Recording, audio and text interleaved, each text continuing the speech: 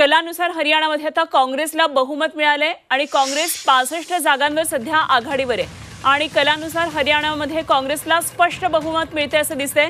तर भाजपला 21 जागांवर आघाडी आहे। सध्या कल येत आहेत आणि यामध्ये काँग्रेसला बहुमत मिळालेलं आहे।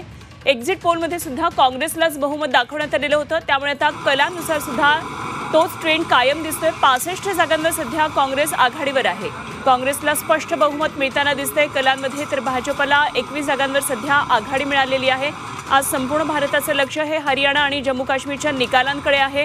हरियाणा एक्झिट पोलमध्ये सुद्धा काँग्रेसने वापसीची शक्यता वर्तवली होती आणि कलानुसार सुद्धा तोच ट्रेंड दिसतोय। तर मोठी एक रस्सीखेच सुद्धा या दरम्यान हरियाणामध्ये दिसून येते।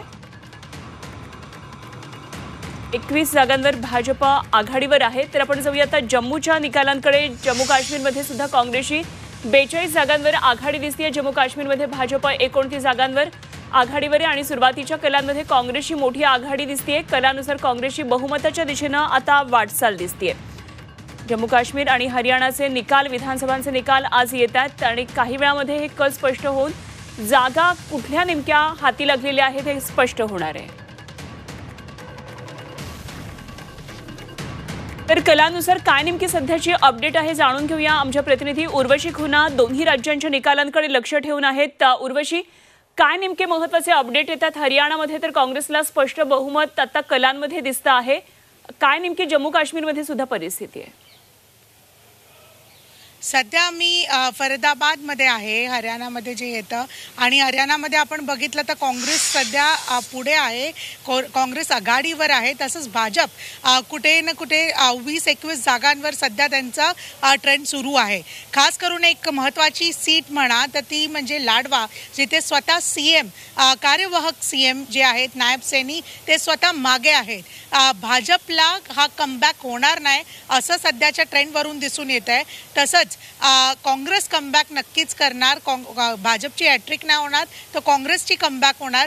इथे जेव्हा लोकांशी बोलत होती मी वोटिंगच्या दिवशी आणि अदरवाईज, तर लोक जे सिटिझन्स आहेत, जे नागरिक आहेत, ते एक सिव्हिक इश्यूजला घेऊन खूप मोठं इम्पॉर्टंट असं रोल नाही मिळालं त्यांना बेसिक पाणी म्हणा किंवा जे इकडचे रस्ते आहेत ते नाही मिळाले असं कहून त्यांचं कॉल होतं। तर कुठे ना कुठे इकडची जनता जी आहे त्यांनी काँग्रेसला सध्या पुढे ठेवलं आहे असं दिसून येत आहे। आणि मी सांगू इच्छिते की दिल्ली आणि हरियाणाच्या काँग्रेस सेंटर्समध्ये ऑलरेडी लाडू वाटप आणि सेलिब्रेशन सुरू झालं आहे। जागोजागी काँग्रेस वर्कर्स जे आहेत ते सेलिब्रेट करतायत। तसंच भाजपचं कमबॅक होणार नाही असं दिसून येते। अगदी जम्मू काश्मीर विषयी काय नेमकी आपल्याकडे माहिती आहे उर्वशी? जम्मू काश्मीरमध्ये पण आपण बघितलं तर काँग्रेस सध्या आघाडीवर आहे। भाजपची आपण बघितलं तर भाजप इंडिपेंडेंट जे कॅन्डिडेट्स आहेत त्यांना रीच आउट करते, त्यांच्याबरोबर अलायन्स करायचा प्रयत्न करते आहे, कारण की सध्याचे ट्रेंड दोन्ही राज्यांमध्ये काँग्रेसला पुढे ठेवत आहेत। तसंच भाजप जशी मागे आहे तर त्याच्यावरती खूप प्रश्न पण निर्माण होत आहेत। येणाऱ्या आता काळात ज्या निवडणुकी आहेत, म्हणजे ते महाराष्ट्र म्हणा, झारखंड म्हणा किंवा दिल्ली म्हणा, ह्याच्यावरती प्रभाव खूप मोठा पडणार आहे, कारण की ह्याच्यावरून एक हे दिसून येत आहे की सध्या जनताच्या मनात काय आहे, तर भाजप किती आणि काँग्रेस किती आहे याचा एक अंदाजा लागून येत आहे।